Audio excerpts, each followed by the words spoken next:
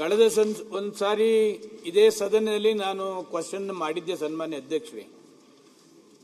ಆ ಉತ್ತರದ ಮೇಲೆ ಇವರು ತನಿಖೆ ಮಾಡಿ ಎನ್ಕ್ವೈರಿ ಮಾಡ್ತಕ್ಕಂಥ ಅದಕ್ಕೆ ಆದೇಶ ಕೂಡ ಕೊಟ್ಟಿದ್ರು. ವರ್ಷಗಳೇ ಕಳೆದರೂ ಕೂಡ ನೈಸ್ ರಸ್ತೆಯಲ್ಲಿ ಏನು ನಾನು ಕೇಳಿದ್ದೆ ನೈಸ್ ಬ್ರಿಡ್ಜ್ದು ಇದುವರೆಗೂ ಯಾವುದೂ ಕೂಡ ಆಕ್ಷನ್ ತೆಗೆದುಕೊಂಡಿಲ್ಲ ಸನ್ಮಾನ್ಯ ಅಧ್ಯಕ್ಷರೇ. ಹೊಸೂರು ರೋಡಿಂದ ಮಾಗಡಿ ರೋಡ್ ಬರ್ತಕ್ಕಂಥ ಏನು ನೈಸ್ ರಸ್ತೆ ಇದೆ, ಸುಮಾರು 30-35 ವರ್ಷ ಆ ರಸ್ತೆ ಯಾರು ಜಮೀನ್ ಮಾಲೀಕರಿಗೆ ಇದುವರೆಗೂ ನಿವೇಶನವನ್ನು ಕೂಡ ಕೊಡಲಿಲ್ಲ ಸನ್ಮಾನ್ಯ ಅಧ್ಯಕ್ಷರೇ. ಯಾಕೆ ಹೇಳ್ತಾ ಇದ್ದೀನಿ ಅಂತಂದ್ರೆ ಅವ್ರ ಆಟಿಟ್ಯೂಡ್ ಯಾವ ತರ ಇದೆ ಈ ನೈಸ್ ಕಂಪನಿ ಮಾಲೀಕರದು ಅಂತ ಹೇಳಲಿಕ್ಕೆ ಈ ಸಬ್ಜೆಕ್ಟ್ ಹೇಳ್ತಾ ಇದ್ದೀನಿ ಸನ್ಮಾನ್ಯ ಅಧ್ಯಕ್ಷರೇ.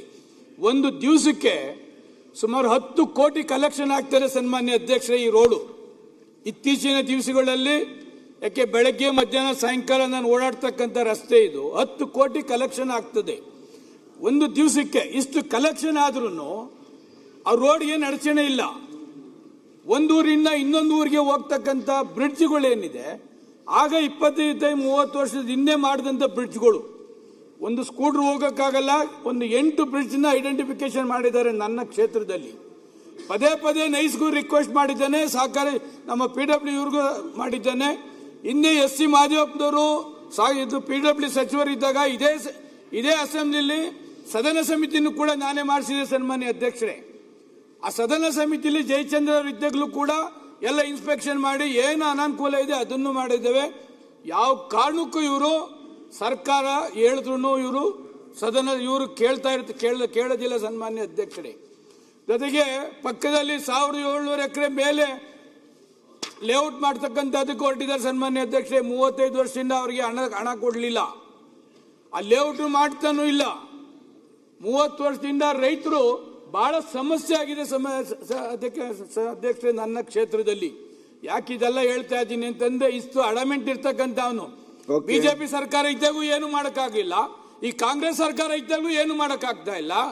ಎಲ್ಲ ಜಮೀನು ಕೊಟ್ಟಿದ್ದಾರೆ ಸನ್ಮಾನ್ಯ ಅಧ್ಯಕ್ಷರೇ. 30 ವರ್ಷ ಲೀಸ್ಗೆ ಸರ್ಕಾರಿ ಜಮೀನನ್ನ ಕೊಟ್ಟಿದ್ದಾರೆ. ಒಂದು ದಿವಸಕ್ಕೆ 10 ಕೋಟಿ ಕಲೆಕ್ಷನ್ ಮಜಾ ಮಾಡ್ತಿದ್ದಾರೆ ನೈಸ್ ಕಂಪನಿಯವರು. ಒಂದೇ ಒಂದು ರಸ್ತೆ ಕೂಡ ನೈಸ್ ರಸ್ತೆಯಲ್ಲಿ ಬ್ರಿಡ್ಜ್ ಕೂಡ ಮಾಡ್ತಾ ಇಲ್ಲ. ಇದ್ರಲ್ಲಿ ಕೊಟ್ಟಿದ್ದಾರೆ. ಮತ್ತೊಮ್ಮೆ ಲೆಟರ್ ಕೊಟ್ಟಿದ್ದೀನಿ PW. ಈ ಲೆಟರ್ ಗಿಟ್ರಿಗೆ ಏನು ಆಗುದಿಲ್ಲ ಸನ್ಮಾನ್ಯ ಅಧ್ಯಕ್ಷರೇ. ಸರ್ಕಾರ ಏನು 30 ವರ್ಷ ಲೀಸ್ ಇದೆ ಅದನ್ನ ರದ್ದುಪಡಿಸಿ ಸರ್ಕಾರ ವಶಪಡಿಸಿಕೊಂಡ್ರೆ ಮಾತ್ರ ಈ ಬ್ರಿಡ್ಜ್ಗಳು ಏನಾದರೂ ಅನುಕೂಲ ಆಗ್ತದೆ ಸನ್ಮಾನ್ಯ ಅಧ್ಯಕ್ಷರೇ. PW ಸಚಿವರು ಕೊಟ್ಟಂತ ಲೆಟರ್ಗೆ ಕಿಮ್ಮತ್ತು ಬೆಲೆ ಇಲ್ಲ ಸನ್ಮಾನ್ಯ ಅಧ್ಯಕ್ಷರೇ. ಒಂದು ಕಾನೂನು ಪ್ರಕಾರ ಅವರಿಗೆ ಗೊತ್ತಿದೆ ನೈಸ್ ರಸ್ತೆ ವೈಟ್ ಟಾಪಿಂಗ್ ಮಾಡಬೇಕಾಗ್ತದೆ. ವೈಟ್ ಟಾಪಿಂಗ್ ಮಾಡಾದ್ಮೇಲೆ ಈ ಅನೌನ್ಸ್ಮೆಂಟ್ ರೈಸ್ ಮಾಡಬೇಕಾಗ್ತದೆ ಟೋಲ್ ಫೀಸ್ ನ ಸನ್ಮಾನ್ಯ ಅಧ್ಯಕ್ಷೆ. ಸರ್ಕಾರದ ಯಾವುದಕ್ಕೂ ಕಿಮ್ಮತ್ಗೆ ಬೆಲೆ ಕೊಡೋದಿಲ್ಲ. ಸರಿ, ಯಾವ್ದು ಲೆಟರ್ ಕೊಟ್ರು ಒಂದು ಹೈಕೋರ್ಟ್ಗೋ ಸುಪ್ರೀಂ ಕೋರ್ಟ್ ಹೋಗಿ ಸ್ಟೇ ಮಾಡಿಸ್ತಾನೆ, ಒಂದಕ್ಕೂ ಬೆಲೆ ಇಲ್ಲ. ಮಾನ್ಯ ಅಧ್ಯಕ್ಷರೇ, ಸನ್ಮಾನ್ಯ ಸದಸ್ಯರು ಹೇಳಿದಂಗೆ ಅವರ ವ್ಯಾಪ್ತಿಯಲ್ಲಿ ಸುಮಾರು ಸೇತುವೆಗಳ ವಿಸ್ತೀರ್ಣ ಬಗ್ಗೆ ಅವರ ಪ್ರಮುಖವಾಗಿರುವಂಥ ವಿಚಾರ. ಪೆರಿಪೆಲ್ ರಸ್ತೆಗೆ 37 ಸೇತುವೆಗಳ ವಿಸ್ತೀರ್ಣ ಅವಶ್ಯಕತೆ ಇದೆ. ಇನ್ನು ಎಕ್ಸ್ಪ್ರೆಸ್ ವೇಗೆ 5 ಸೇತುವೆಗಳ ವಿಸ್ತೀರ್ಣ ಅವಶ್ಯಕತೆ ಇದೆ. ಅವರು ಜನದಟ್ಟಣೆ ಬಗ್ಗೆ ಕೇಳಿದರೆ ಅದು ನಿಜ, ಅದು ಜನದಟ್ಟಣೆ ಆಗ್ತಾ ಇದೆ. ಅವರ ಪ್ರಮುಖವಾಗಿರುವಂಥ ವಿಚಾರ ಇದೆಲ್ಲ ಸರ್ಕಾರಕ್ಕೆ ಗಮನಕ್ಕೆ ಬಂದ ಮೇಲೆ 2 ಸಭೆ ಆಗಿ ಟೆಕ್ನಿಕಲ್ ಕಮಿಟಿ ಅವರು ನೈಸ್ ರಸ್ತೆಗೆ ನೈಸ್ ಕಂಪ್ನಿಗೆ ಪತ್ರವನ್ನು ಬರೆದೀವಿ. 18/9/24 ಅಂದ್ರೂ ಪತ್ರ ಬರಲಾಗಿದೆ. ಕಳೆದ ವರ್ಷ 2 ವರ್ಷ ಹಿಂದೆ ಬರೆದಿದ್ದೀವಿ, ಮತ್ತೊಂದು ಸಾರಿ ಬರೆದಿದ್ದೀವಿ. ಸದಸ್ಯರು ಹೇಳ್ದಂಗೆ ಕಂಪ್ನಿಯಿಂದ ಯಾವುದೇ ರೀತಿಯಿಂದ ಸರ್ಕಾರಕ್ಕೆ ರೆಸ್ಪಾನ್ಸ್ ಅಥವಾ ನಾವು ಹೇಳುವಂಥ ಕೆಲಸ ಮಾಡಲಿಕ್ಕೆ ತಮಗೆ ಗೊತ್ತಿರುವಂಥ ವಿಚಾರ. ತಾವು ಭಾಳ ಹತ್ತಿರದಿಂದ ಅದನ್ನು ನೋಡಿದ್ರಿ. ಇದನ್ನೆಲ್ಲ ಗಮನಿಸಿ ಅಧ್ಯಕ್ಷರೇ, ಮುಖ್ಯಮಂತ್ರಿಗಳು ಒಂದು ಸಂಪುಟ ಸಭೆ ಉಪಸಮಿತಿಯನ್ನು ನೇಮಿಸಿದ್ದಾರೆ ನೈಸ್ ರಸ್ತೆ ಬಗ್ಗೆ. ಗೃಹ ಸಚಿವರು ಅಧ್ಯಕ್ಷರಿದ್ದಾರೆ, ನಾನು ಕೂಡ ಆ ಸಮಿತಿಯಲ್ಲಿದ್ದೀನಿ. ಅಂತಿಮವಾಗಿ ಏನು ಮಾಡಬೇಕಂತ ಕೇಳಿದ್ದಾರೆ ನಮಗೆ. ಅದನ್ನು ಮುಂದುವರಿಸಬೇಕಾ ಅಥವಾ ಅಲ್ಲಿಗೆ ಕ್ಲೋಸ್ ಮಾಡಬೇಕಾ, ಈ ಸಮಸ್ಯೆಗಳನ್ನು ಪರಿಹಾರ ಮಾಡಬೇಕಾ. ಟೋಲ್ ಬಗ್ಗೆ ಸಮಸ್ಯೆ ಇದೆ, ಅವರು ನಮ್ಮನ್ನು ಕೇಳದೆ ಹೆಚ್ಚಿಗೆ ಮಾಡ್ತಾರೆ. ಬೇರೆ ಅವ್ರು ಹೇಳ್ದಂಗೆ ನಾವೇನೋ ನೋಟಿಸ್ ಕೊಟ್ಟರೆ ಕೋರ್ಟ್ಗೆ ಹೋಗ್ತಾರೆ. ಭಾಳ ಸಮಸ್ಯೆ ಇರೋದ್ರಿಂದ ಅಂತಿಮವಾಗಿ ನಾವೊಂದು ವರದಿಯನ್ನು ಕೊಡ್ತಾ ಇದ್ದೀವಿ. ಅದು ವರದಿ ಆದಮೇಲೆ ಇದಕ್ಕೆ ಒಂದು ಶಾಶ್ವತ ಪರಿಹಾರ ಮಾಡಲಿಕ್ಕೆ ಮಾತ್ರ ಸಾಧ್ಯ ಇದೆ. ಈಗ ಗೃಹ ಸಚಿವರಲ್ಲಿ ಅಧ್ಯಕ್ಷ ಮಾಡಿದ್ದಾರೆ ಸನ್ಮಾನ್ಯ ಕ್ಯಾಬಿನೆಟ್ ಅಲ್ಲಿ. ಅಟ್ಲೀಸ್ಟ್ ಯಾರ ನೈಸ್ ರೋಡ್ ಅಲ್ಲಿ ನಾನು ಬರ್ತೀನಿ, ಅಲಂಕ ವಿಶ್ವನಾಥ್ ಬರ್ತಾರೆ, ಸತೀಶ್ ಶೆಟ್ಟಿ ಬರ್ತಾರೆ, ಒಂದು 7-8 ಜನ MLAಗಳು ಬರ್ತಾರೆ ಸನ್ಮಾನ್ಯ ಅಧ್ಯಕ್ಷರೇ. ಅವ್ರೆಲ್ಲರನ್ನು ಕರೆಸಿ ಒಂದು ಮೀಟಿಂಗ್ ಮಾಡಿ ಏನಿದು ನೈಸ್ ಬಗ್ಗೆ ಅಂತ ಕೇಳಿದ್ರೆ ನಾವು ಹೇಳಲಿಕ್ಕೆ ಅದಾಗ್ತದೆ. ನಮ್ಗೆ ಯಾರಿಗೂ ನೋಟಿಸು ಕೊಡೋದಿಲ್ಲ. ಯಾಕೋಸ್ಕರ ಗೃಹ ಮಂತ್ರಿಗಳು ಮಾಡಿದ್ರು ಸನ್ಮಾನ್ಯ ಅಧ್ಯಕ್ಷರೇ. ಹೇಳಬೇಕು ಅಂತಂದ್ರೆ ನಾನು ಬಿಜೆಪಿ ಸರ್ಕಾರದಲ್ಲಿ ಮಂತ್ರಿ ಇದ್ದೆ ಸನ್ಮಾನ್ಯ ಅಧ್ಯಕ್ಷರೇ.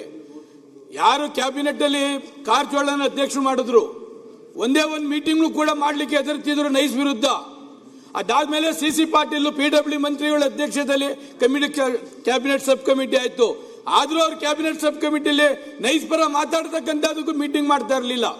ಈ ತರ ಅವಶ್ಯಕತೆ ಇದ್ದಂತ ಅಡಮೆಂಟ್ ಇರತಕ್ಕಂಥದ್ರಲ್ಲಿ ಆ ಲೇಔಟ್ 1700 ಎಕರೆ 30 ವರ್ಷ ಆಗಿದೆ ಮೇಲೆ ಅಧ್ಯಕ್ಷ, ಇವತ್ತು 7-8 ಕೋಟಿ ಬೆಲೆ ಬಾಳ್ತದೆ. ಅದನ್ನಾರ ಕೈ ಬಿಡಿಸಿ ಅದಕ್ಕೆ ಯಾವ್ದಾದ್ರು ಒಂದು ಮಾಡಿದ್ರೆ 30 ವರ್ಷ ಲೀಸ್ ಮುಗ್ದಿರೋದ್ರಿಂದ ಅಲ್ಲಿ ರಿನ್ಯೂವಲ್ ಮಾಡಿಸ್ಬೇಡಿ ಸನ್ಮಾನ್ಯ ಲೋಕೋಪಯೋಗಿ ಸಚಿವರೇ. ಯಾರ ಮಾತು ಕಿಮ್ಮತ್ತು ಕೊಡೋದಿಲ್ಲ ಅವನು. ಅದು ಕ್ಯಾನ್ಸಲ್ ಮಾಡಿದ್ರೆ ತೆಗೆದುಕೊಳ್ಳಿ, ಎಲ್ಲ ಅನುಕೂಲ ಆಗ್ತದೆ. ಅಧ್ಯಕ್ಷರೇ, ಸಮಿತಿ ಮುಂದೆ ಅವ್ರಿಗೊಂದು ಅವಕಾಶ ಕೊಡ್ತೀವಿ. ಏನು ಸಂಬಂಧಪಟ್ಟ 7 ಜನ MLAಗೆ ಒಂದು ಅಧ್ಯಕ್ಷ ರಿಕ್ವೆಸ್ಟ್ ಮಾಡಿ ಅವ್ರನ್ನ ಕರೆಸಿ ಅವರ ಅಭಿಪ್ರಾಯ ಪಡೆದ ನಂತರ ನಾವು ಮುಂದೆ ವರದಿಯನ್ನು ಕೊಡ್ತೀವಿ. ಡಾಕ್ಟರ್ ಅವಿನಾಶ್ ಜಾಧವ್.